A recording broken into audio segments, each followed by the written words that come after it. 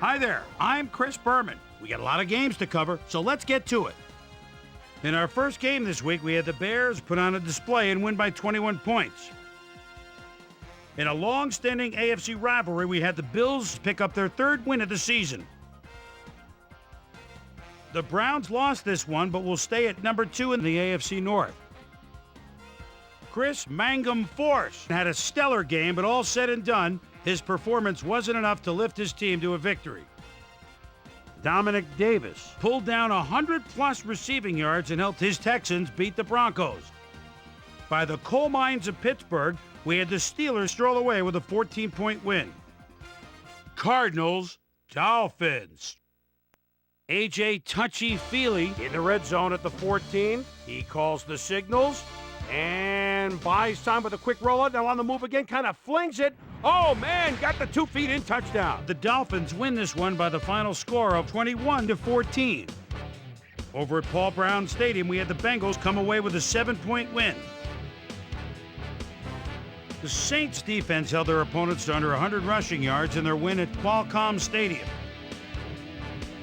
The Patriots won on the road and will now head home to meet the Bills. The Vikings won this contest but will stay at the first place in the NFC North. In a long-standing NFC rivalry, we had the Seahawks win their 5th game of the season. We had a big injury in this one, and Trey has the lowdown for us. Trey? All right, Boomer, thanks. In front of you, we've got the AFC Infirmary Report. And as you can see, they were hit hard this week. This guy sticks out on this list as one of the more costly injuries. And you can tell from the expression on his face it was a bad one. A ruptured Achilles. And he'll be out for the rest of the regular season. There's a chance, however, they'll get him back for the playoffs. In front of you, we've got the NFC list. And as you can see, they could form their own MASH unit. Tony Parrish will be on the sidelines for a while, so this defense will need to do some reshuffling in his absence.